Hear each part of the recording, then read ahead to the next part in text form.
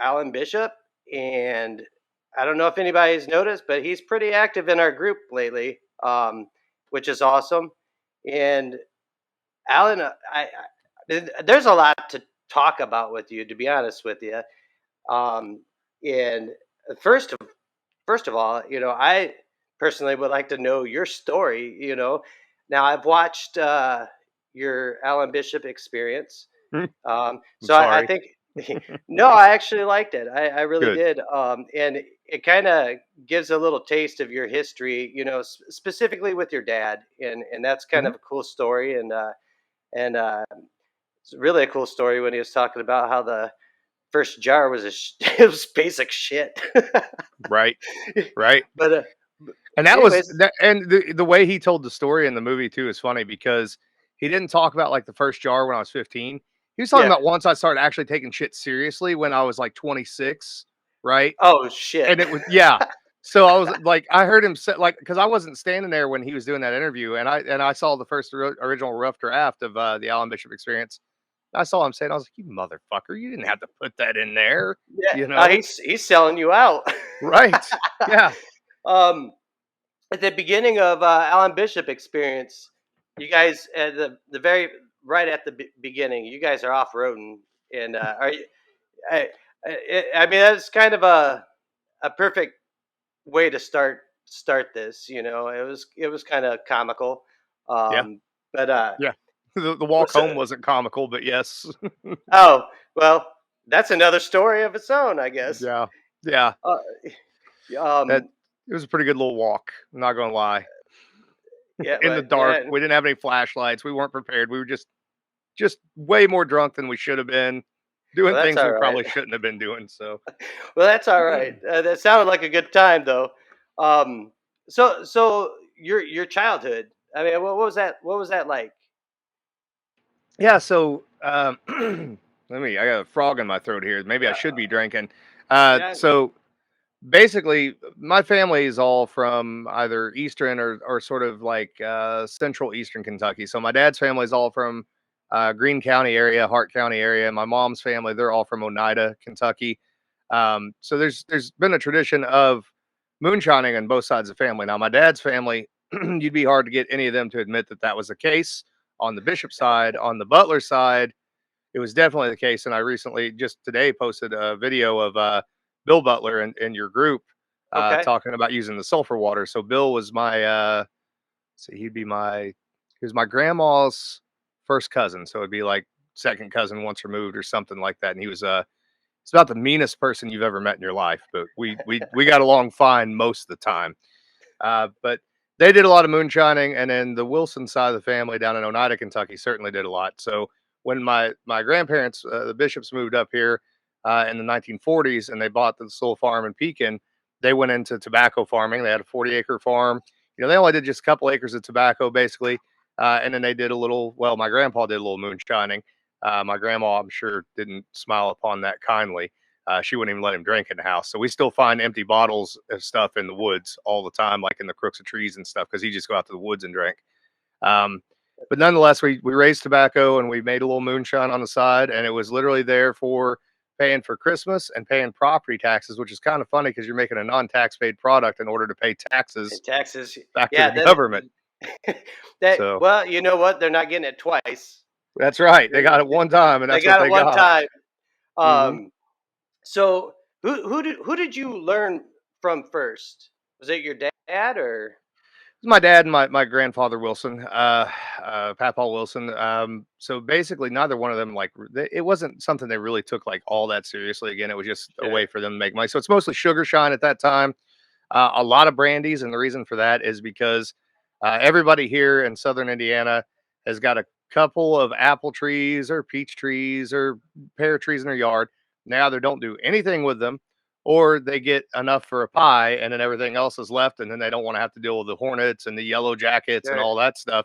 So I spent a lot of time in my childhood being stung by various different types of bees, all of which I'm allergic to, by the way. Um, so we made a lot of brandy. It was still sugar shine brandy, basically apple mash brandy, and then chaptalized with sugar to bring the specific gravity up and get a higher alcohol off of it. All the grain sugar shines were literally just corn and sugar. is really all they were, and maybe malt corn sometimes, Sure. things of that nature. So I was around that. I remember being around that when I was 2 or 3 years old. And I've told this story before. Like for me, at that time, there wasn't anything integrally romantic about being around a still. It was just one more piece of farm equipment. It was like a tractor or something. It was Yeah. another reason for like why can we not go do fun things this weekend because we Yeah. have to do this, right? It becomes a thing. Um, so I learned all the stuff I could from them, just watching them, helping them where I could, whatever. And it's basic stuff. It's just sugar shine, pot still sugar shine, right? Sure. There's nothing real hard about it. And then when I was about 15, so my parents were I had the cool parents in school, right? So they were Yeah. fine with me doing Your things and dad have seems pretty cool. he's pretty damn laid back. Don't get me wrong, if he gets pissed off, he gets pissed off. He had this maneuver, I don't really know what you call it, and he's a bigger guy too. I mean, he ain't tall, but he's big, right? Yeah. But he had this maneuver when I was a kid, like if you pissed him off, like he could be fully reclined in the chair and you could be sitting on the couch and he had this thing he could come from a completely reclined position, he'd put his hand on the recliner thing and Yeah. he could shove it down and it'd launch him out of the chair and he'd be right there in your Just like an face. eject button. Yeah, it was the scariest thing. I'm still like if he did it to me now I'd still be scared. I'd be like please don't hit me. But yeah, they were fine with me doing stuff and having friends over. If the Yeah. parents of the friends agreed that they could come over and have a few beers or whatever, they were fine with me doing all that kind of stuff. They just wanted me to do it at home so that I wouldn't Sure. be out getting in trouble and all that kind of stuff. And always came with a caveat like, oh yeah, you can have your friends over on Friday and they can spend the night, but Saturday you're gonna cut tobacco or cut wood or whatever. So Oh yeah. you'd wake up at like 4:30 in the morning. Dad be standing at the window like firing up a chainsaw, like you boys ready? Get out. I ain't gonna lie. In hindsight, you look back at your childhood, and you you had a lot of experiences, and that most people don't get. Specifically, being out with Mother Nature, and it seemed like Mhm. that was typical of your upbringing is being outdoors, and that's Yes, where you learned a lot of what you know. very much so. I mean, even my and I'll get back to my early distilling here in a minute, but very much so. All the way down to like so my grandma she was Baptist, right? So she was she stuck to the Bible and she went to church all the time. Now grandpa went to church, I think mostly because she made him go to church. But she held on to a lot of those old Appalachian style beliefs too. She knew a little bit of herbal medicine. She knew, a lot of that kind of stuff that I picked up from her. That I didn't realize that that's what it was then, but I certainly can see it now for what it was at the time. So yeah, I picked up a lot of that kind of stuff, and I didn't go to the preschool or any of that stuff. That was time spent with my grandparents or with another family called the Hortonberries, who were my dad's best friends, mom and dad, and she babysat me, and it was kind of a very similar situation where it was, you know, she's out, making cherry pies and picking cherries and all that kind of stuff. So, yeah, I definitely grew up in that sort of situation and learned a lot from it. Yeah. Um, so that by the time I was 15, I got tangentially interested in distilling for obvious reasons because you can only pay the local drunkard so many times to go pick you up decent beer, and he comes back with damn cinnamon schnapps and what? Schnapps. Yeah, peppermint schnapps, and he's got Yeah. himself a case of good beer, and you got the trash. It So comes with Steel Reserve and Purple Passion. oh yeah, just Mad Dog 2020 and peppermint schnapps, just terrible, terrible, terrible combinations. So I got interested in distilling because of that, and so Dad and Grandpa basically helped me set up a little 10-gallon still. It was out of a stainless steel coffee dispenser from Fort Knox, Kentucky. Um, it literally took a whole bag of flour to loot the thumper, which was basically a stock pot. It looked like you were baking a cake every time you ran the damn thing. Uh, but then the rules Now were that's the one your dad was talking about, right? yeah. The rules were don't blow your Okay. ass up in the backyard and bring us something when it's worth drinking. Those were the original two rules. And so that's when I first stumbled into oats. And now I know that oats have a very long history of distillation. At the time, what I knew was this. They weren't teaching me anything because honestly, they weren't into it like I was starting to get into it. Sure. And so I knew that oats were a grain, and I'd never seen them use them. So why not throw them in and see what happens? And Yeah. my love affair with distilling oats continues to this day, and it's justified to me by all the history I found of it throughout Ireland and Scotland. And here in Indiana and Kentucky, both the number two crop up until 1870 was actually oats. And I suspect, I can't prove this, I suspect the reason it was the number two crop is because it shows up in almost every mash bill prior to 1870 in Really? Indiana and Kentucky to some degree. And what happened in 1870 is people started switching over to what's called the low rectification column still, like what you see at the big distilleries in Kentucky now. And Sure. oats get pretty thick, they get pretty sticky. So they're kind of a pain in the ass to run through a low rec column still. So, it's interesting that because what some people don't know is you're quite the historian, and Hmm. that's what I've noticed. You know a lot of this history and the grain bills and things that they used back in the 1800s, even going back further, because you do talk about it. Yeah. And what I found was interesting, watching the experience, was how they used to save their yeast, Yeah. transport their yeah. The yeast log. Yeah. Yeah. The- Yeah. And I explained it to somebody, and they're like, there's no way that works." And I said, "I'm going to tell you right now, if he showed it, it works." It And works. and in hindsight, you think about it. Back then, how did they do it? They had to have done it somehow. Hmm. So There, that makes sense. Yeah, yeah, and that's more of a beer brewer's method. Although I'm sure distillers did use it, but that definitely originated like in the Scandinavian countries with yeast, Yeah, as far as I'm aware. But it works. It's utility. It works out really well, and it makes sense because yeast goes dormant. The yeast doesn't die yeah, whenever the alcohol gets up, to whatever level. It goes dormant. It falls out of suspension. There's still live sure, cells there. That's why you can reuse it. But people yeah, don't think like that. Like even if you think about in the 1800s, the live liquid yeast cultures that they're using, they're dipping back off of, that's a pain in the ass to yeah, maintain that, right? Especially have more than sure, one strain. You got to carry a heavy ass copper Donna jug with you back and forth to work and all that stuff, right? Nobody wants to do that. So they did the basically the Norse magic log trick. And then one of the other things that was really common that people don't think about is you can take your trub off the bottom of the fermentation, your spent mash and all that stuff. yeah, If you take that stuff and you dry it out and dehydrate it, there's still live yeast cells in there as long as you don't get it too hot. yeah, And you can take and make that into powdered yeast and pitch it just like a commercial yeast. May take it a little longer to get up and going because it's not yeah. going to be as high of a yeast count, but it's certainly a whole lot easier to store that stuff dried than it is to carry around a damn Donna jug and have to feed it and all that stuff. So, Now that's a way of keeping the same. Like, you find a good strain of yeast, and you want to preserve that, and this is the technique they use to preserve that strain of yeast. hmm Correct, and because keep it going. if I remember right, the yeast multiplies every 20 minutes, I believe, Yep. and It's pretty quick. yeah, so they're going to want to save that yeast. And back then, there was, I mean, you just couldn't go buy a bag of Daddy's yeast somewhere, and Nope. You look at so like the East Coast early on, and well, and even look at Europe early on.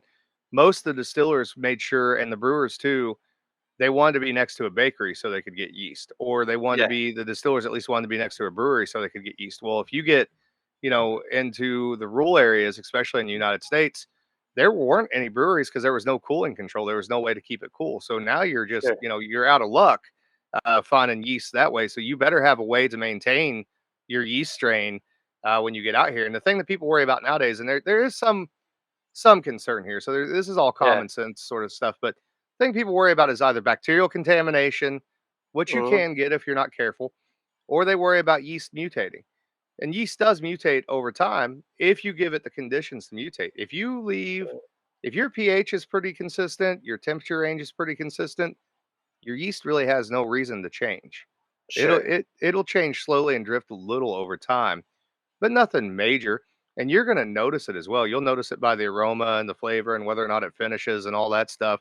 And you just keep backup samples and you go back to them if you get something off. And to be honest with you, we've been reusing the same yeast now at Spirits of French Lick. Honestly, it started the number one yeast of the two that we use on most of the mainline products. It started off as Fleischmann's yeast. yeah. We've been maintaining the same one now for 3 years by dipping back every day, and we're not noticing any quality change, nothing. So, But you're getting consistency yep. is what you're getting. So Hmm. I mean, I mean, if you're gonna go and go legal and you're going to make this and sell it, I mean, consistency is going to have to be there, and so this is one of those important things to remember. Yeah, yeah, and Yeah. and honestly, in 7 years, we've only ever had in 7 years total, including all the fermentations where we've used yeast that we've collected from old distilleries and all that stuff. We've only ever had one stalled fermentation, and we got it back up and going the next day. And that's fermenting 6 days a week. So in Now, 7 years, how'd you get one. it going again? Because now we get a lot of questions. You know, there somebody's stalled for whatever reason, and I'm sure you've seen it before. First thing we're asking is, what was your pH? What was your OG? You know, we're asking all these questions because we're trying to get a picture to try to figure out why they stalled. Yep. A lot of times, you know, that they killed the yeast off Hmm. for some for whatever reason, if it pH. But I found more times that a lot of people are they're trying to start too high, and Right. Yeah, yeah, yeah, and then there's a whole flavor component there as well. So the one that we stalled actually, I wouldn't even say that it was our fault. So what happened was we have jacketed fermenters, stainless steel, and so they're glycol cooled. And a okay. truck had hit a power line, so we lost power. Is what happened, Oh, and the there you yeast go. got too hot, and it killed the yeast. So that's when I started getting interested in, and I knew about them before this, but I had never used them. Kvike yeast, those Scandinavian yeast strains Yep. for stone beer brewing, because those things were basically they're still the same Saccharomyces cerevisiae strain, but they were adapted over hundreds of years to be fermenting next to all the malt kilns and the seine houses in Scandinavia. So you can pitch them at 110, you can ferment them at 110 if you want to, and they'll finish in 24 hours, 36 hours. And you would think, well, it can't possibly be good like turbo yeast, right? Yeah. It doesn't work that way. You get crazy, like mango, fruity sort of profiles off of them. And so for me, they became an insurance policy. Like, all right, next time I lose electricity, we're pitching fucking Kvike and it'll be okay. We'll get through it. And are the barrels going to be off profile? Yep, but that's okay. We can sell them as single barrels. Yeah. So, Yeah. Now I have the local brew store here. The owner is trying to get me to use the Kvike. Um, I I have a hard time just trying something now. For me, in my brain, it's turbo, you know, and yep. I'm looking for flavor, and I'm thinking I'm gonna lose that using something like Kvike or turbo No, yeast. you go with Kvike, and you just trust me, man. The flavor you're gonna get off of it, you're gonna be absolutely astounded. I'm It going. is, I'm going tomorrow. I'm going to yeah. get some tomorrow, Alan. And let me tell you something about Kvike too that a lot of people don't know, because I know a lot of people that get into home distilling are not necessarily home brewers prior to that, right? And that's why a lot of Sure. people start with sugar shine. They don't start with all grain or anything of that Yep. nature. So most of the Kvike strains that you buy commercially have been isolated, because what was really happening was people were saving their own yeast. And if a yeast got weak on them, they'd go to their neighbor and they'd get a Yeah. sample of yeast. And so any particular farm stand Kvike typically had anywhere between 3 and 8 different varieties of yeast in it. And so the commercial stuff that's out there is isolated from those mixtures, right? Yeah. So Yep. what I did with mine is I went and I found as many different Kvike strains as I could find, including some from home brewers in that part of the world, and I put them back together. And so what's happening in mine now is they're fighting each other and they're figuring Yeah. out who wants to actually be there and do what they need to do. Sure. And all of it so far, honestly, if it was up to me completely 100% at Spirits of French Lick, we would just switch to Kvike and use it all the time. Well, you got me sold. Now I was on the fence about it. Really didn't want to switch yeast, but I may try that. Now you use that for brandies too. I mean, I'm typically using wine yeast, Mhm. but Sometimes it just depends.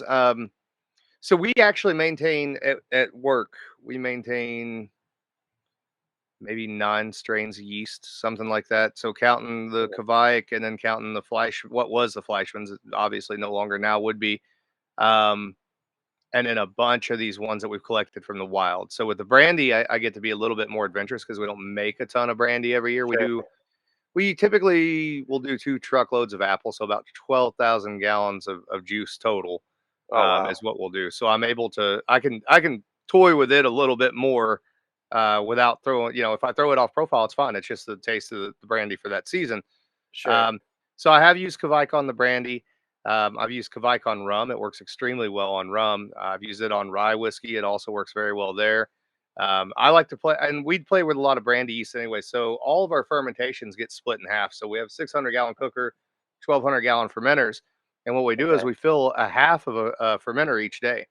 So in our standard stuff, like Lee W. Sinclair, William Dalton, Solomon Scott, day one we use that yeast that we're propagating ourselves, that house yeast that started off as Fleischmann's, Sure. brings that grain profile to the forefront because our motto is respect the grain. We want to hold on to the positive aspects of that grain, no matter how old our bourbon gets. I want you to still taste the positive aspects of it if it's 12 years old. There's no reason to throw different grains into your bourbon if at 12 years all you taste is oak. That to me seems Yeah. pointless. So Yeah. that Yeah. It Fleischmann's, is. yeah, that Fleischmann's is great at holding on to that. And then day two, we use usually one of 3 different brandy yeast, and typically these are going to be a couple different yeasts from Scott Labs. So there's one the main one that we use is called OKAY, which is basically it's this and Vin 13, which is the secondary one we use. Think of them as like an amped up version of EC 1118. So they Okay. have all the positive attributes of EC 1118 as far as the esterification process and that fruitiness that you can get from it, and they don't have the negative aspect, which is they don't make a ton of acetaldehyde. So your heads cut is actually much lower on all grain and brandy using those two yeasts in particular. The Oh third wow. one is called Bee Fruits, but I don't use it very often. It's an interesting one and it holds on to a ton of fruity flavor, but you got to drop it to like 57 degrees Fahrenheit. And then if you Oh have the ability to do that, it just crawls. It's like a 3-week fermentation. So, yeah. Well, most of us don't. mhm. We're not necessarily in controlled environments. Right, Um, exactly. but I mean that would be interesting to when the season comes to be able to do something like that and Yeah. get And that's another reason why Kvike is so awesome, right? Because you can go those high temperatures and still get those crazy fruity profiles, yeah. and you can find it pretty easily. So, Oh yeah. Well, I know I can get it. He's tried to pawn it off on me several times, and I was just like, nah, I don't yep, want to. But maybe he knew something I didn't, and now talking to you, I think I probably should make a trip back over there and get some yeah, Kvike. Yeah, that was the first yeast he told me to use, and I'm just strong headed and just don't want to change. But I do experiment. But as far as the yeast, when I found something that worked, I just didn't really want to veer from it. yep, Um, and I understand that completely, and that's where I try to, with what I'm trying to do with like the One Piece at a Time Distilling Institute and all that stuff is, yeah, I don't ever want to tell anybody, hey, you have to try this, or hey, you're not a yeah, real distiller if you don't do this. Because listen, all these guys, even if they're just doing sugar shine, they're passionate about it, they love it. oh And yeah, if it works for you and that's where you're comfortable and you want to stay there, there's nothing wrong with that. And there's lots of that information out there. There's yeah, not a whole lot of that next level after that information. And sure, there's not a lot yeah, of, let's say, practical distiller, like none of this stuff has to be like crazy scientific or yeah, really hard. Uh, the practical distillers of the early 1800s in this country, they certainly knew how to check, specific gravity and things like that. And that's a worthwhile tool, right? They knew how to convert grain and all those sort of things, sure, and they also knew how to do these things like propagating yeast and maintaining yeah, yeast and playing with different botanical distillations. And so I think sometimes, to me, from what I've seen, kind of walking back and forth between the home distilling world and or if you want to call it moonshining world and the professional world, there to me there's almost like a gap. Like there's a group of people that I think would go that next step, but they don't have anybody to kind of help them get to that next step. And sure, that's kind of where I see myself falling in. Like, yeah, you can do the sugar shines and now you can do all grain. now let's do absinthe, or let's do gin, or let's do Yep. weird yeast, or all that stuff. So Which is, it's the group, and it's nice having people like you, and we got a lot of people in this group that is just fantastic, and you're going to get different ideas from different people. yeah. But that's what a lot of the beginners are looking for. They look up to people like you, and Mhm. maybe they were on the fence about Kavike, or like me, but they Yeah, heard it from you, and you've done it, and it worked, and you could tell them, hey, try it. It's absolutely. gonna change your world. But and that's kind of where the group is, and a lot of these guys are feeding off the knowledge of people like you, and I'm sure you have a lot of names in the group that you recognize, Oh yeah. and and that's what we wanted to do, is bring that Mhm. experience to. We'll call it the rock gut experience. Right. Well, and that's one of the things that I'm trying to do this one piece at a time thing, and we're going to Yeah, offer like some limited grain and stuff like. I'm not going to get into like, I'm not a malt producer, not going to yeah, be a malt producer, but I'm going to offer some limited weird things, because if you notice on one piece at a time, I talk about sugar shine a lot, and the reason is sure, that even as a all grain distiller, if I want to prototype something, if I were at home, for example, distilling at home, and I wanted to prototype before I actually made an all grain, I yeah, would start with a sugar shine, and you just do the weird variations, the Kveik yeast, the yeah, weird grains, whether it's buckwheat or kasha, or for example, I'm going to offer, and there'll only be like 5 or 6 of these kits at a time, because it's literally whatever extra stuff I have that I grew. So sure, malted roasted black oil sunflower seeds, right? That's a weird yeah, thing that nobody does, and yeah, even a pound of that in 10 gallons of sugar shine mash changes everything dynamically, right? And then you go, yeah, wow, there's weird shit here that is interesting, and yeah. um, so it can all be sugar shine based and still be getting more in depth into that. pull So pull some pull some more flavors instead of right, having more of a neutral spirit. yeah, absolutely. I have to ask you something. I'm going to put this up now. I if anybody's watched uh, the experience, they've seen this. And let's talk about this, Alan. Okay. All right, see in the middle there. I'm pretty Yep. sure I know what that is. Yep. Maybe I heard it on the show, or the experience. What is Right. that? I'm Yeah. sure. That's Does it start with an F? yeah. Yeah. Yeah. It does. Yeah, It does. Um, Yeah, so what happened there was, Bo Cumberland, who has done many excellent moonshine documentaries, and Bo's one of my best friends in the world. He was actually just at the distillery today to bring me yeah, a copy. We did a historic talk for Beck's Mill in Indiana, and we got DVDs of it made for Beck's Mill to raise money for them. So he brought those by. But he had reached out to me. We've been talking for several years, and he wanted to do a documentary. And I've seen Bo's work, and I love Bo's work. Right. yeah, The one thing that I absolutely hate, I'm a little bit of a jokester. So like yeah, in the legal industry, like I'm not the guy that is going to be like the perfect face for for the company, like because I think it's all. Listen, I love distilling, yeah, right? And I love whiskey and I love brandy, but ain't nobody fucking curing cancer, and everybody takes their shit way too seriously. yeah, So I like to be the guy that jokes around about it. And so what I did was Bo came to the distillery. I gave him a full day of being completely serious filming. And then he goes, "Well, I want to get your Hell's Half Acre guys in there." And and we had we haven't really disbanded, but we were kind of taking a little break. Some of us were, and so I thought, okay, well, that's a shit show in and of itself when you get us together, right? Because it's black powder yeah, pistols and reenactment stuff and all that stuff.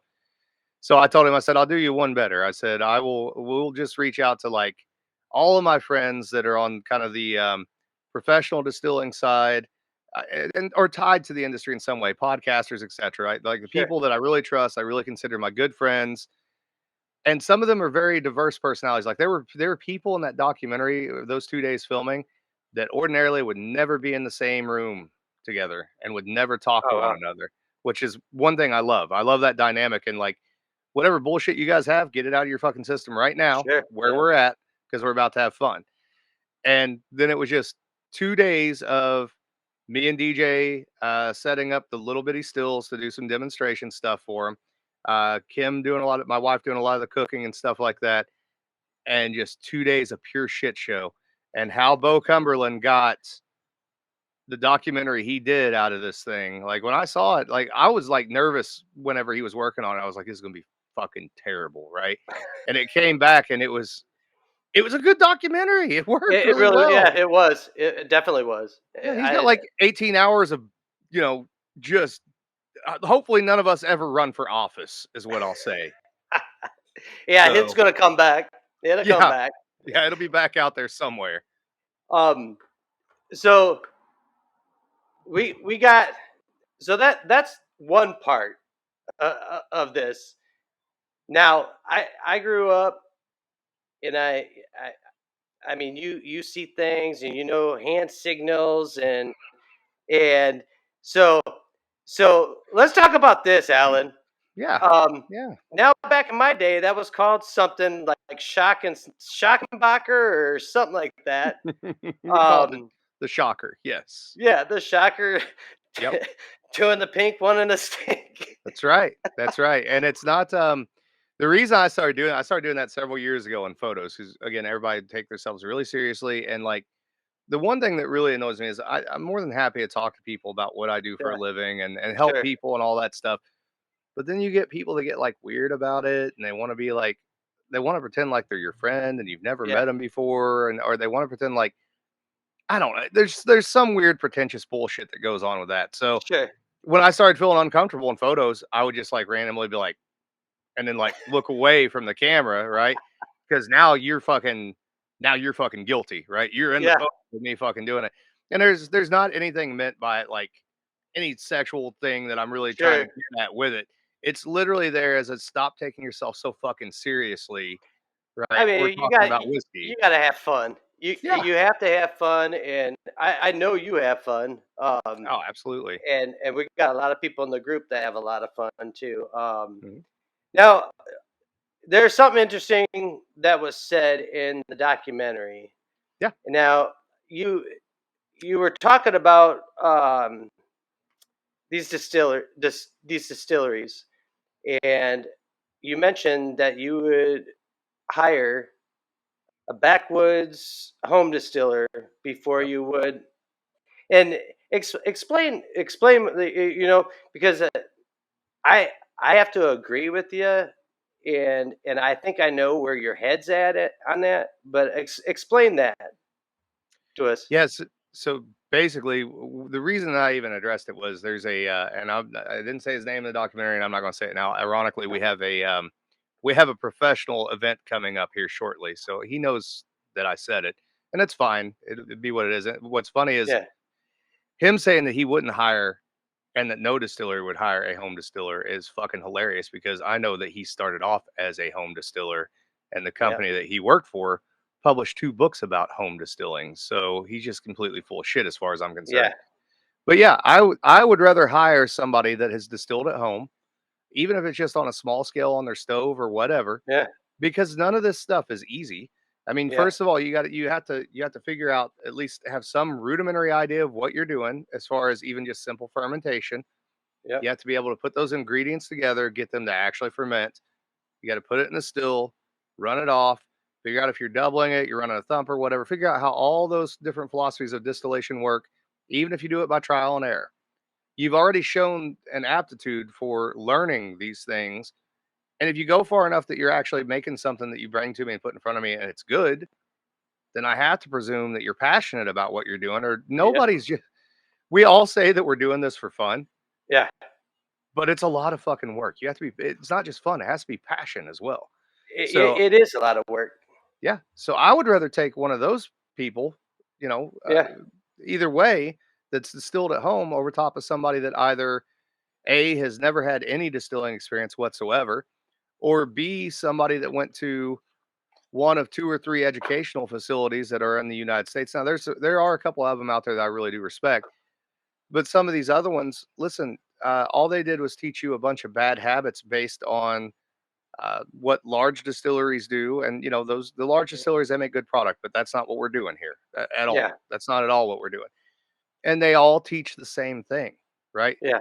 They one of the biggest criticisms I have of the bourbon industry, and it's going to come back and haunt the bourbon industry and rye to some extent too, is that everybody goes, they have no experience, they get into this or very little experience, and they Sure. might have the money to start a distillery, right? They may have a lot of money.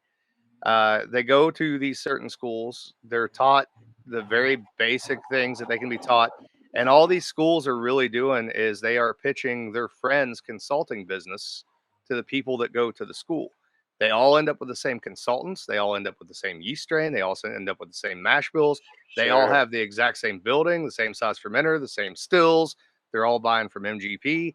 And in 5 years, no matter how well you do that first 5 years, if things go south with bourbon, and they could, pretty easily, everybody's overproduced bourbon.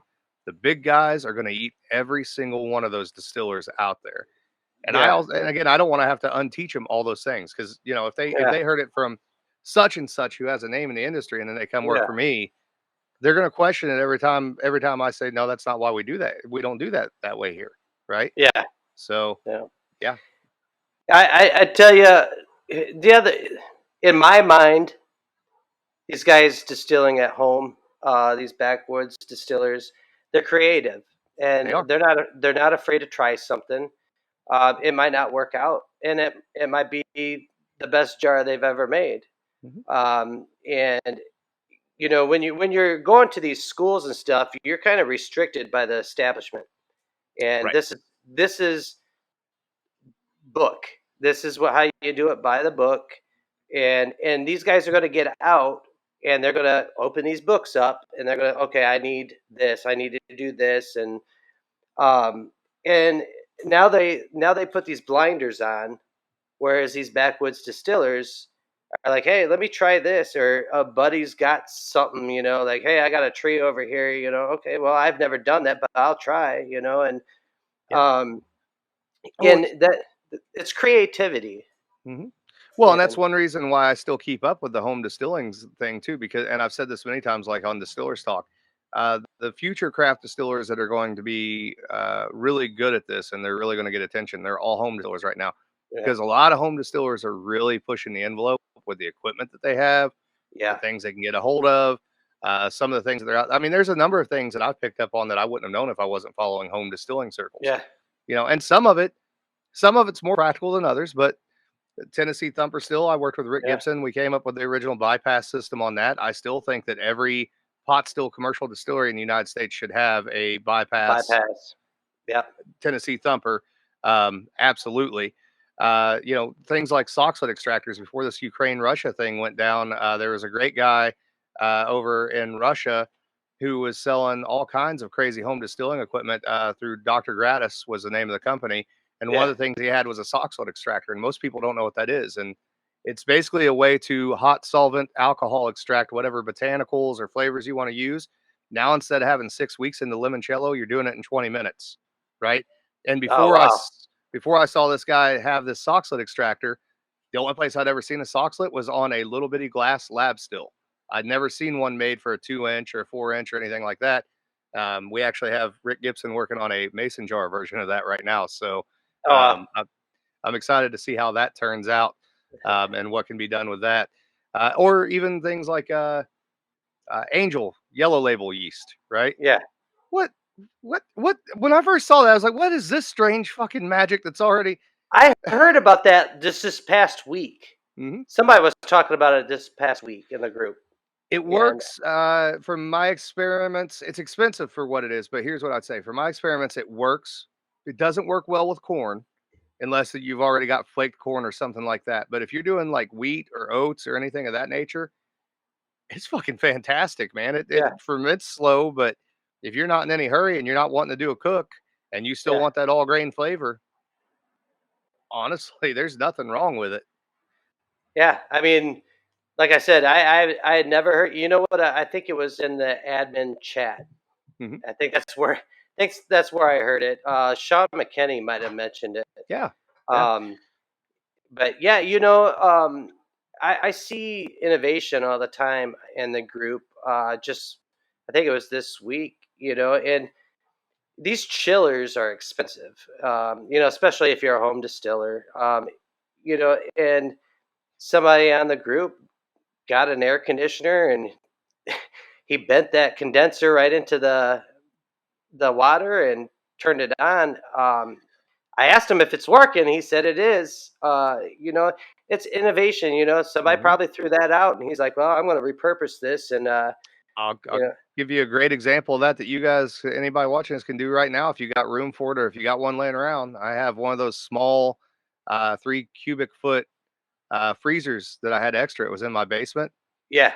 Flex seal the inside of that fucking thing and fill it up with water and let it freeze overnight Oh and just shit. recirculate Yeah. your water.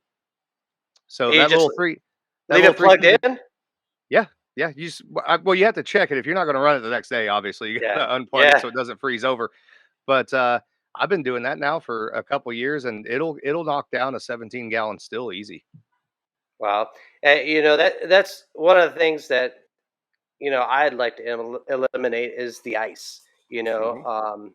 I'm tired of getting the ice, but I've seen that air conditioner. I've looked online for chillers, and you don't know if you're going to spend $200-300 on a chiller and it's going to work.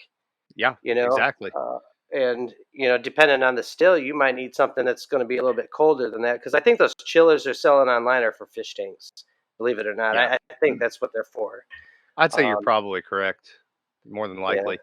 Yeah, the like I said, if you can find an old freezer like that, they work well. And what I do is I basically, so when I turn it on, if I let it set overnight, or let's say for 12 hours, whatever, it'll freeze up the sides and it'll yeah, freeze about 3/4 of the way over the top, and you'll have a chunk of ice on top about that thick.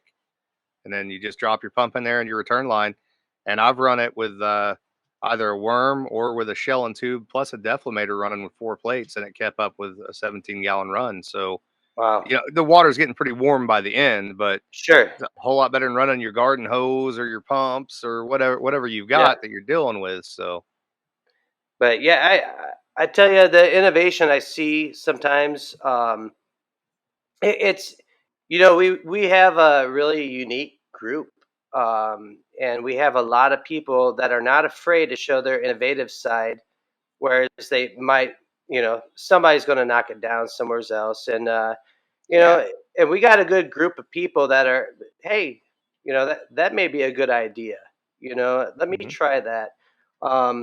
So that's one thing I liked about, or I still liked about the group, but is that innovation and the freedom of speech, Yeah. and to let that information out. Because I'll be honest with you, and sometimes it's hard to know if what's gonna be said if you come out, because nobody wants somebody to say, "Hey, that's fucking stupid," you know, Right.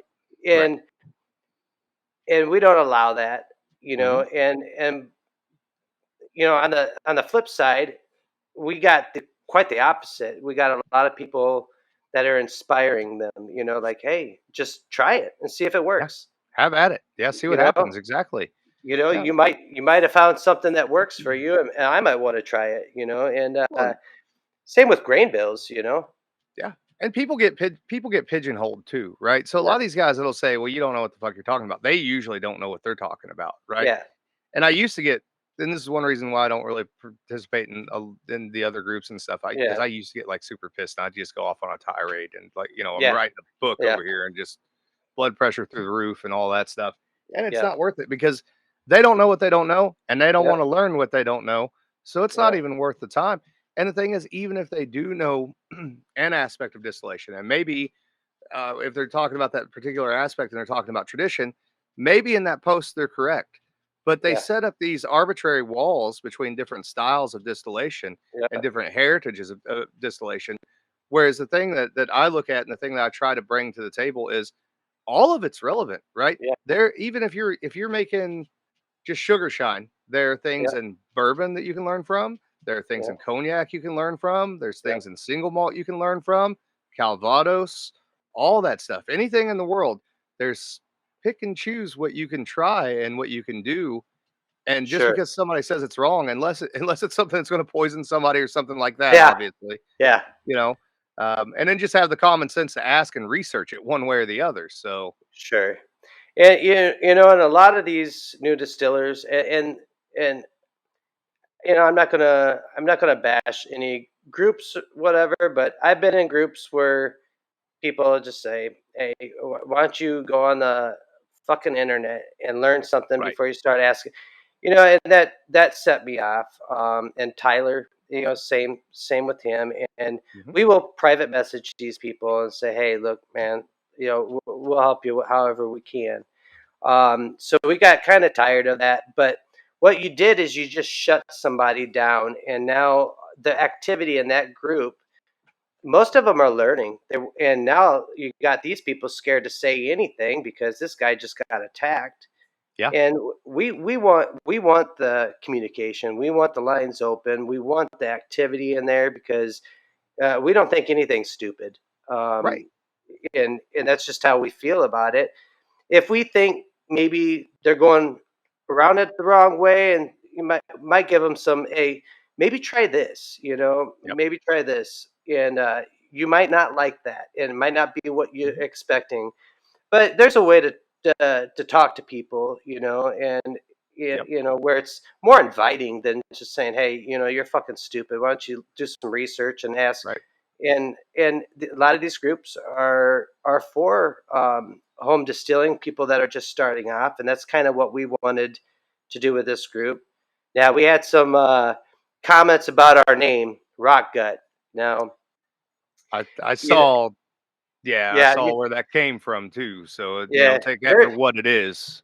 Yeah, you know what? I have no problem being the underdog at Yep. all. And you can joke about the name all you want, but the real history of the name isn't what you think, and it doesn't mean we have shitty shine because I can tell you right now we got a lot of experience in our group, and we're going to be the underdogs, and we don't care about numbers. We care about the quality of the group, and that's just kind of where we're going forward. The numbers speak for themselves, and you got the quality. People are going to come, and they're going to hear about you, and they're just going to come. We don't care. We're happy about the numbers, but that's not what we're looking at. As long as we keep a quality group, we're good.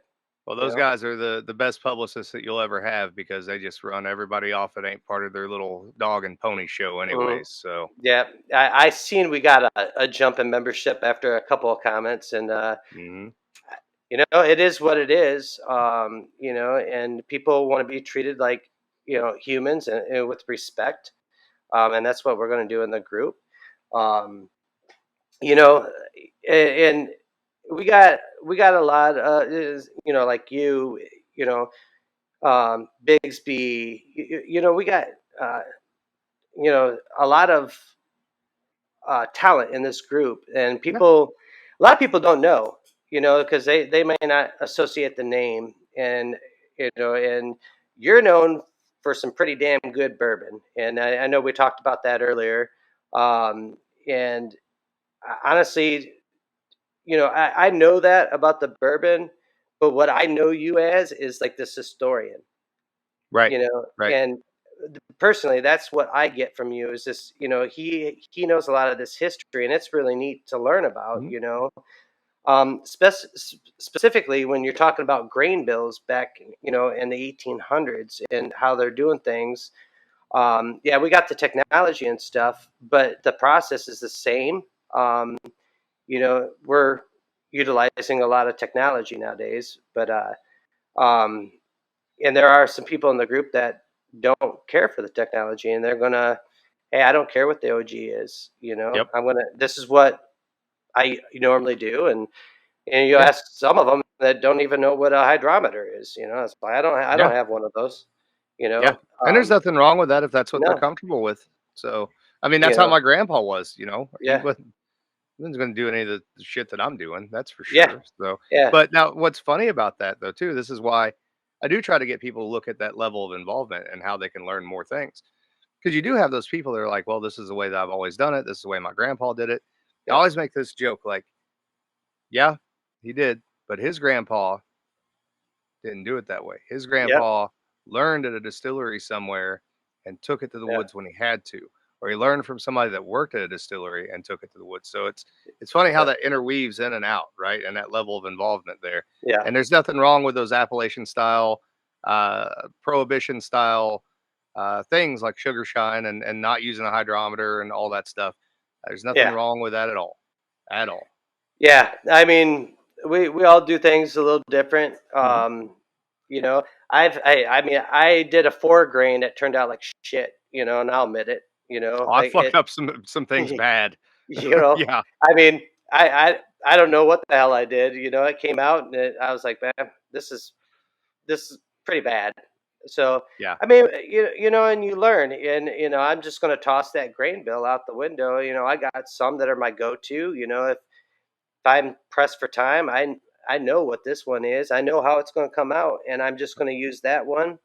I might not want to experiment that week. Right. The next week I might be there and see some grains that well, let me try it. Let me try this. Now I tried floor malted Bohemian wheat.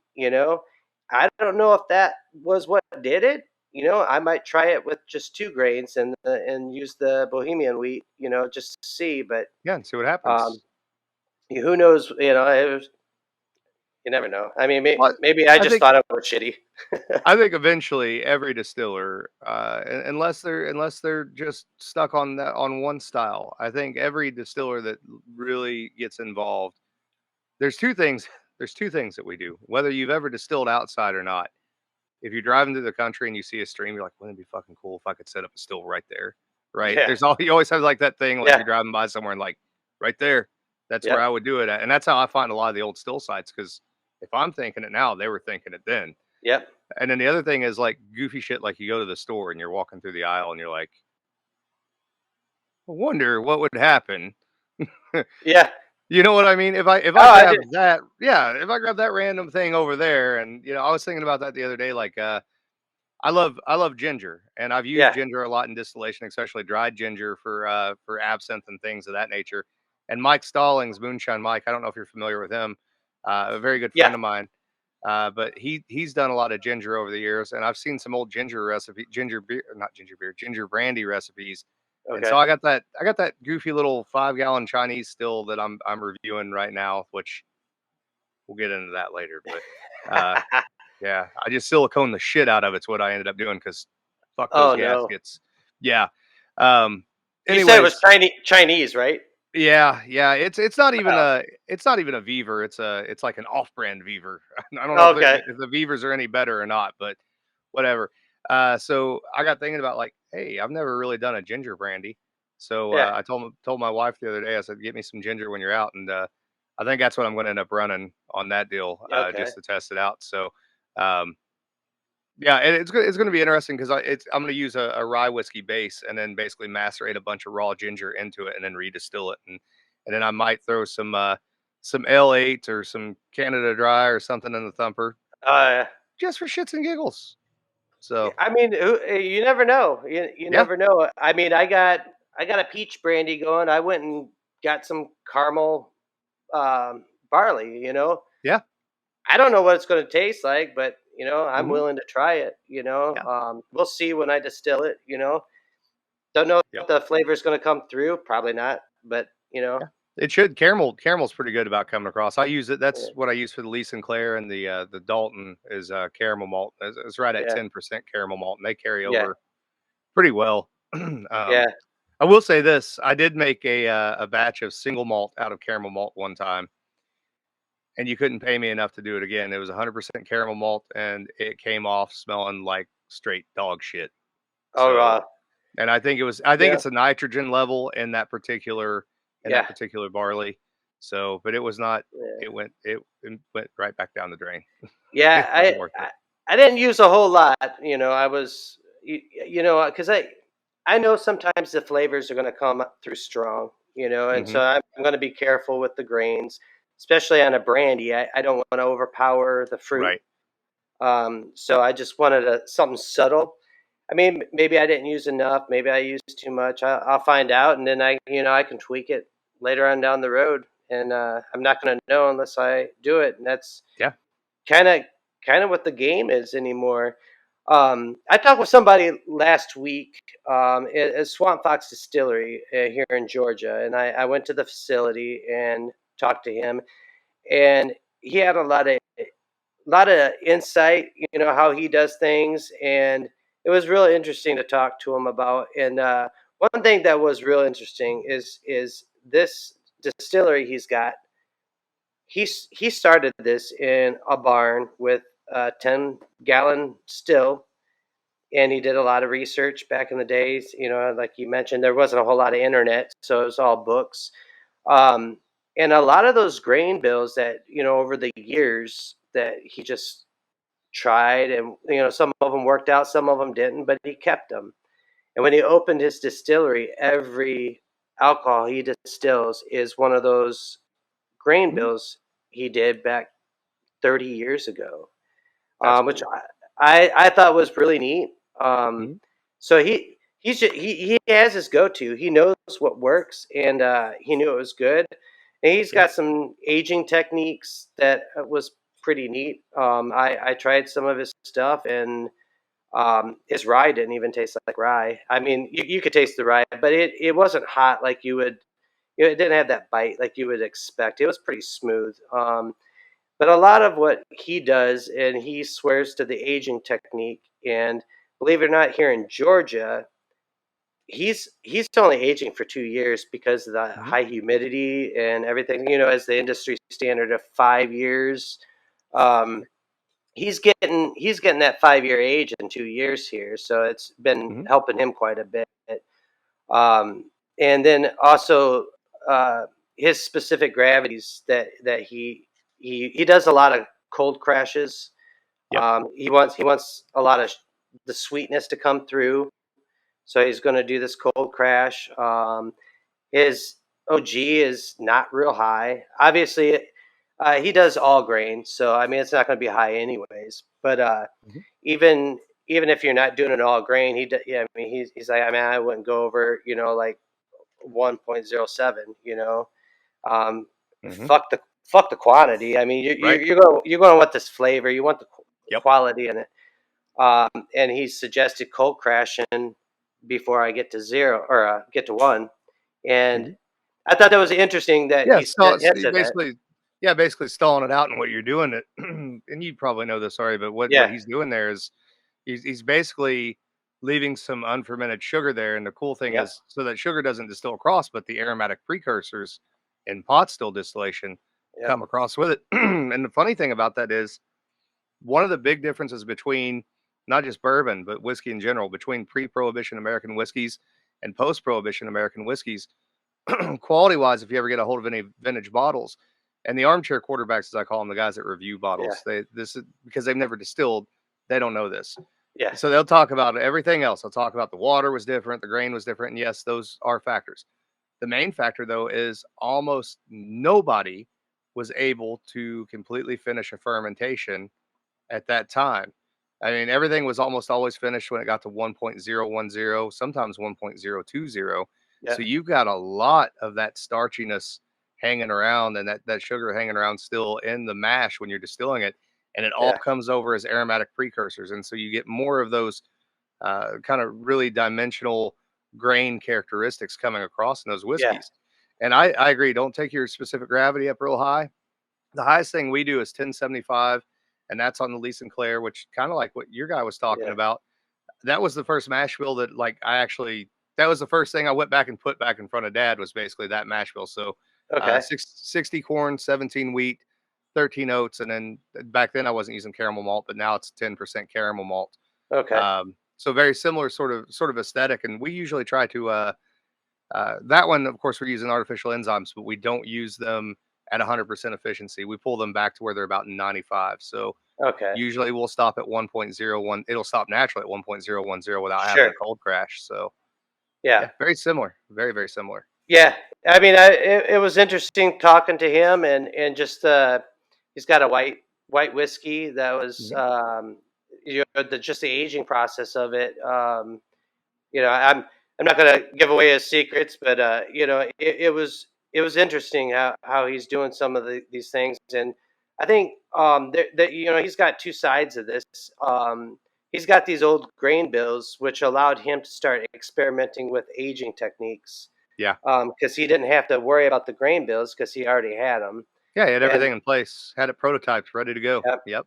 Yep, and which kind of, like you said, it just kind of pushed him up a little bit further, having all this. And this was a retirement plan for him, Mhm. and it's something he dreamed of doing, and he made it happen. But um, yeah, I see people in the group sometimes, going pretty high, 1.1, Yeah. um, Right. and I mean, hey, if some people like things hot. Mhm. I personally would never go up that high. Um, and I probably, I'm usually 1.08. But I know myself that I need to drop that some. Mhm. Um, and I've been slowly getting to that point. I just, what works for you. You know the Yep. product you're going to get, how much you're going to get. And it's hard to veer from something that but part of growing in this is actually doing that, kind of getting out of your Yeah. shell and experimenting. Um, and it's nice to have a large group of people to ask those questions to. And I do it, the admin group. I'll get on there and ask, Sean Rigsby, Sean McKinney. I'll ask all these guys, hey, what do you guys think about this, or how would you do this? And you get all different ideas. Yeah. And the only thing I can do is like, let me maybe I can mesh them all somehow, Yep. and figure this out, because one technique isn't Mhm. any worse than the other. You No, know. you're absolutely right. Well, and so a lot of my stuff is also like, again, low specific gravity. So 1055, 1060 on a lot of the rise in particular. Yeah. For two reasons, because A, they get super fucking thick, and if you go much heavier than that, they're just a Mhm. pain to deal with. But secondarily, flavor wise, pot still distillation. The beauty of pot still is that you're distilling as much water as you are ethanol, Yeah. and the ethanol itself is not carrying any real flavor. Yeah. That's why you can end up with neutral alcohol. It's the water that's carrying those impurities across Sure. along with the ethanol. So there's something to be said for that. And some of these guys, like one of the guys that I look up to, I consider him really in a lot of ways the godfather of craft distilling in the United States, is Todd Yeah. Leopold out in Colorado. Yeah. And Todd runs incredibly low ABV on a lot of things. He'll go only 4 or 5% on certain products Yeah. sometimes because he understands how that flavor is going to play out. And Yeah. this is another one of those things that sort of plays into it too. Keep a lower ABV, hold on to more of that flavor. But as I've said it, like in the One Piece at a Time Distilling Institute, that flavor can be positive or negative. Yeah. And one of the things that you'll see a lot too is, well, you don't want to run a reflux still unless you want to make vodka or whatever. Yeah. Listen, take it to 1060, 1070 on a white all grain whiskey, and Yeah. you'll be surprised what that'll actually, you obviously you proof it down, Yeah. before you drink it. But if you take it up to 160, 170, what happens is some of those heavier compounds fall out. You're not getting such a heavy drink. It's a little lighter on the palate. And a lot of times it becomes more floral or more fruity. Yeah. And a lot of people appreciate that more. And that's one of those things I think gets overlooked in home distilling a lot Yeah. is even just refluxing on a pot without a plate. Just Yeah. reflux on the pot itself, and you'd be surprised what you'll find. Yeah. It's amazing seeing. You'll have people with reflux. You have people that I'll never use a reflux. I don't want vodka. I used to be And that guy. I you I was know I was that guy for a long time. For a long And time. I was too. I was too. I'm starting to look into them a little bit more, because Mhm. they're more versatile than people really think they are, and Yep. you can tune them. And like you said, you can change your specific gravity and get more out of it. Now, these are things that I've been slowly learning, Mhm. and call it me being in a box. But I didn't realize how much of a change it would be until one day I didn't have enough sugar, and I was like, well, fuck it, I'll just run this. And it came out exceptionally well. I was really surprised, and I thought, well, maybe I'm going too high, Yeah. So I go a little bit lower and a little bit lower. Slowly I'll get there, but you know sometimes it's too hot, and Yep. I'm more into the flavors. Mhm. I'm not here to get toasted. If I want to drink something, I want to drink something that tastes good, and Yeah. Yeah. that's kind Yeah. of kind of where you're talking about the specific gravities. Yeah, well, and that's one of the other things I say all the time too. So, like as a white spirit, like white moonshine, to me, sugar shine is better than like a white corn whiskey that's just double pot distilled. Yeah, And I think most people that like, and there's very few of them really, if you let them try a straight corn whiskey, just a white corn whiskey yeah, unaged, very few people like that flavor because it's something that you had to almost have grown up around to sure. really enjoy because it's so much heavier. So sugar shine to me is so much more palatable if it's just double pot distilled. But Yeah, if you take that same corn whiskey and then run it up on reflux to about 170, it changes yeah, everything completely. And then I start to like that better than I like the sugar shine, yeah, right? But and that's of course taste is it's all preferential, but that's been my experience from putting that kind of stuff in front of other people out there. And I'll tell you what, I'll even throw this out for anybody who wants to try it on reflux. Um, so the way I do a lot of that stuff is I'll still double pot distill it. So I'll do a stripping yeah, run, no heads, no tails cuts, and then I'll reflux on the second run with no plates, and try to hold that high line distillation.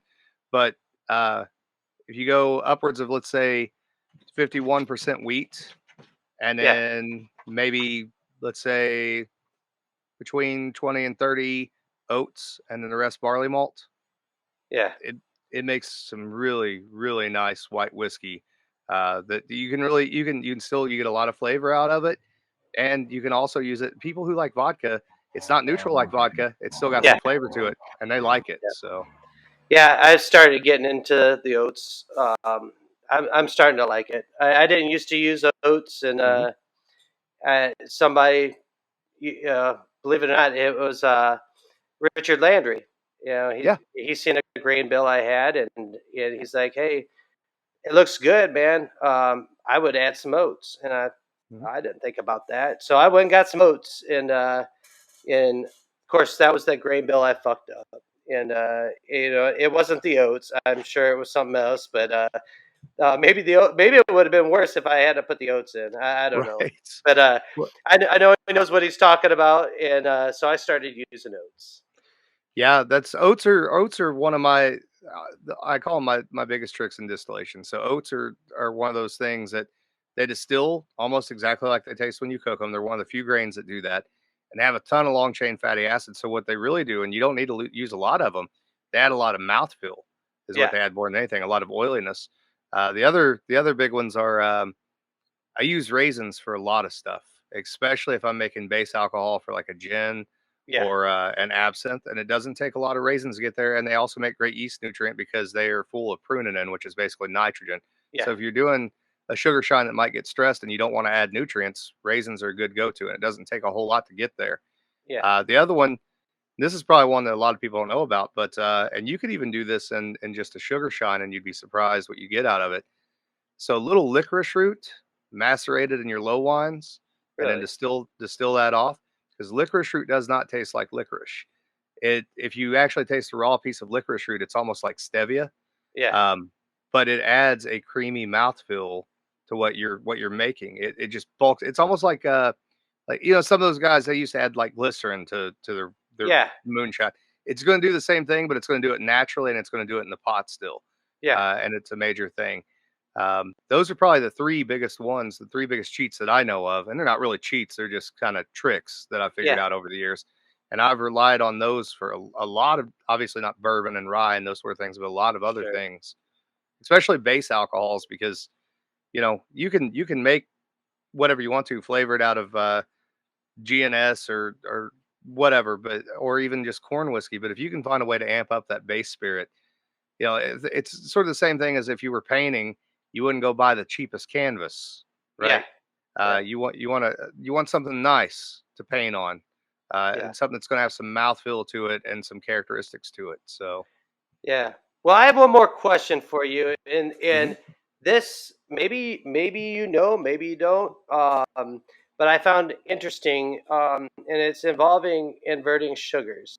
Yeah. And what I have found that if I invert, you know, 15 pounds of sugar Mhm.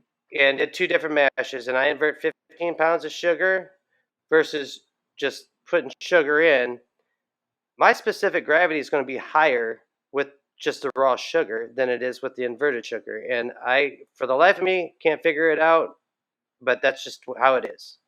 That's one of those that I don't necessarily know the answer to myself, but yes, Yeah. I have seen that as well. I'm not entirely sure what that is and what causes it. I prefer inverted sugar. I Yeah. don't I don't always do it because some honestly, if I'm doing stuff on the side or whatever, sometimes I get lazy. Yeah. You know what Yeah. I mean? I'm Oh, like, me too. Me too. Yeah. right? Me Like too. and I'll even like make plans. I'll be like, the 2 weeks from now, I'm gonna blah blah blah blah blah, and then I get to like the day of, and I'm like, yeah, fuck it. I got 50 pounds of sugar and 50 pounds of corn. Yep. Throw it Yeah. in. It's fine. I don't Yeah. care. Same with me. Same with me. Right. I'll see what I got. Like, well, shit. Yeah. This is what I got, and then this is what I'm gonna put in. Well, that's part But of working with Jason Wade Harrell on this still thing too that we're doing for the One Piece at a Time Institute that yeah. for the video series because we're going to do videos on it and everything. But that's one of the reasons because I want people to have starter still with options that they wouldn't normally have that they could grow into. Yeah. But I also wanted guys like me who may have a bunch of equipment, Yeah. but you look at it again on Saturday morning or Sunday morning or whatever, and you're like, I don't even want to have to set all that shit up. You know what I mean? So Yeah. it's built in. It's one unit, it's built in, it's ready to go. Yeah. So Um. Well, I tell you what, Alan, we have to do this again sometime. You yeah, know, this has been awesome. You are full of, you know, tons of full of knowledge, shit. and That's the word you're looking for. Shit. no, I mean, yeah, we got to have fun, but it's just the knowledge is there, and it's nice to tap into that, and Mhm. and we I'm sure we haven't even scratched the surface of the knowledge that you have, and I know the guys on the group really appreciate you, Yeah. and you're pretty active, and you throw out a lot of good advice out there. Maybe some of them don't know who you are, but hey, Right. if we're like, hey, Alan Bishop said this, hey, you might want to do that. Um, And don't ever take my word for anything. I'm just throwing eh, out my opinions on shit. But I will say the one thing I will say for myself is I don't I don't see a whole lot of other professional distillers throwing into the forums. Right. Somebody who they're started off keeping as those a home secrets. yeah, as a home distiller going and my that's my goal. I want I want home distillers that want to eventually do this legally, and I want to Yeah, be the guy that can help them as yeah, much as I can because there's no reason not to. Somebody gave me a chance, yeah. right? They may not have gave me a chance for the right reasons, but they gave me a chance You took nonetheless the on right how to. jar in. You took the right Right, jar. right. I took what I took was the right price, which was probably the lowest price, is what happened. So, but Yeah, it yeah, worked. It it worked, and did. you're living the dream. And Yep. there's a lot of people that want to get Hmm. there, and it's a lot of research, and you've done the research, and us tapping into it shouldn't be a crutch for us not to do the Yeah, research. But I would definitely like to do this again sometime, Alan. yeah. You let me This has know. been fun, and on behalf of everybody, I appreciate you, being involved in the group. Mhm. It means a lot to a lot of them. You may not see it, but it Yeah. does. And if And you don't mind, I'll throw a couple resources real quick for people too. That way you they can have you access to it. But uh, you asked me about that, and I told you throw what you want on there. Like, yeah, we'll take it all. We'll take it all, Alan. right. You throw anything on there, because we're and I tell everybody this: if you got a business related to this, or a podcast or whatever, Shua, I'm going to promote. I'm going to. Hey, Yeah. he's part of this group. This is a community, Hmm. and there's no reason for us to be exclusive, because what we want to bring together is everything, and Absolutely. provide as much content as we can. And like I told you, you throw what you want on there, Alan. Like, videos, resources, we'll take it all. We're hungry for the knowledge. Well, one of And the things that people should definitely look up, and I don't make any money off this whatsoever. I did this several years ago, and I published I think 100 physical copies or something like that. But if you go to Google, because I don't have it listed anymore on thealchemistcabinet.wordpress.com, but if you go to Google and you look up the Alchemist Cabinet Philosophy Volume 1, It's about 100-page book that I wrote, and it's got a little biographical stuff in it, but it's also got a lot of theory in it. And if you Okay. don't, if you've never done all grain and stuff like that, and you want to learn how to do it, I didn't write it out as formulas because I suck at math doing formulas. I Yeah. wrote it out as word problems, and it's a whole lot easier to understand than most of the brewing books that are out there. Yeah. It'll also give you the formulas for chaptalizing, so raising your specific gravity with sugar and all that stuff. So that's one that I think I haven't promoted real heavily, but I think for people in the group that want to go a little deeper, that would be one they could find and just go there, click on the PDF in Google and I print it off. I I love it, and you can just, and that's open source. Yeah, yeah, I mean, absolutely. I might pull it and put it in the files, Yeah, and feel free, man. Feel you free. That's know, what it's there for. I wrote it for a reason. So, um, and then alchemistcabinet.wordpress.com. If you're into the history thing, there's a lot of that yeah, there. If you guys want to go deeper into distilling stuff, Distillers Talk podcast. I mean, yeah, we interview everybody, anybody that interests me in the field of distilling. Doesn't matter whether they're legal, illegal, if they're in yeah, this country, in sure, another country, what product they're into. There's a lot of great information there. So yeah, absolutely. But hey, brother, I really appreciate you taking the time out today and talk with us. And like I said, when you're feeling better, we're gonna have some drinks together. You know, I agree. I agree. Yeah, you know, I yeah. feel I feel left out. I've gotten to this weird point in life where I'm only 38, but I age like milk, right? And I've Yeah, gotten to this weird point where the Hank Williams shit has become true about the hangovers being worse when you get older. yep. And so working in a distillery sounds like a dream job until the first time you have to go to work with a fucking hangover. And so I've learned to limit myself through the week. Yeah. Uh, you only 8-9 years into the industry now, you can only go into work at a distillery so many times hungover before you're like, you're a dumb ass. You're Yep. dumbass, and you know what causes this too. Yeah. So I'm 47. It took me probably up until 10 years ago to figure that out. yeah, So it took yeah, me until last week. yeah, because you say it every time is I'm never gonna do that again. And the Mm, next Thursday you're out again. I have learned that. So I get a lot of bottles in the mail and stuff from friends, and there's some really great distillers out there, right? And Yeah. I've learned that there are certain people that I shouldn't take bottles from because I will not moderate. So I'm pretty sure there's some people in the group that'll take them off your hands. right, right. The problem But is it's so good I can't let it go, right? I oh, I can't know. do it. I Uh, know. uh, the Iron Root Republic guys, I don't know if you're familiar with them or not, but if No. you're not, you should. So they're out of Texas, and they do some amazing corn whiskeys with different heirloom corns. They've won awards all over the world, and they have a lot of hazmat stuff. So real high proof, 130 Oh, plus. And I'm not normally into that high proof yeah. thing, but their stuff is so fucking good. Like I literally Eh, the last time it happened, I was out here, and I'll say this, I'll let you go, brother. But I was out here, I sat out on my porch drinking on like a Wednesday night, right? And I just lost track of time. I'm on YouTube watching, rock concert videos and shit. And Yeah. my wife Kim comes out at like 2:30 in the morning. She goes, it's 2:30 in the morning. I was like, I didn't, but I do now. And she goes, you gonna go to work tomorrow? And I go, probably not. And I Yeah. didn't. Well, hey, I mean, you're the guy. So Right. I wish I could do well. I can't say that I can't. I mean, I'm you know it's pretty lenient where I'm at too. So, but I'm sure they're not going to have me come in hungover. Right. Right. Yeah. Yeah, that's one good thing about the distilling industry is it's good and bad. Is that it can be incredibly structured, but most of them are not that incredibly structured Yeah, because, especially the small ones, because you're out doing tastings and stuff a lot of times, so it yeah, gets weird sometimes for sure. So I try to keep it as professional as I can, but sometimes you know it gets out of hand. So yeah. Well, it happens to me too. So, hmm but hey,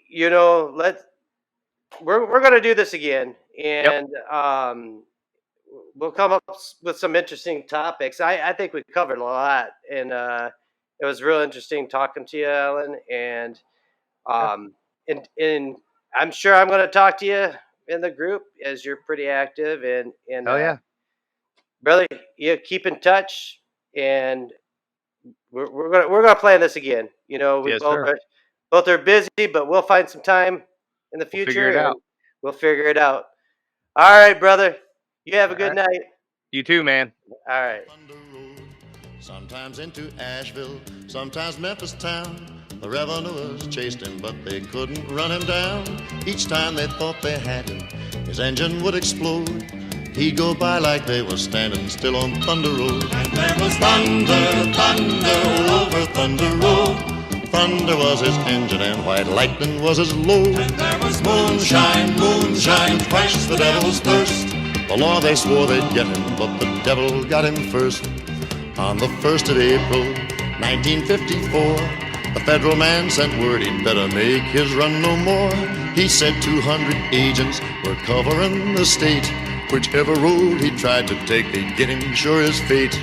Son, his daddy told him, make this run your last. Your tank is filled with 100 proof. You're all tuned up and gassed. Now don't take any chances. If you can't get through, I'd rather have you back again than all that Mountain Dew. And there was thunder, thunder over Thunder Road. Thunder was his engine and white lightning was his load.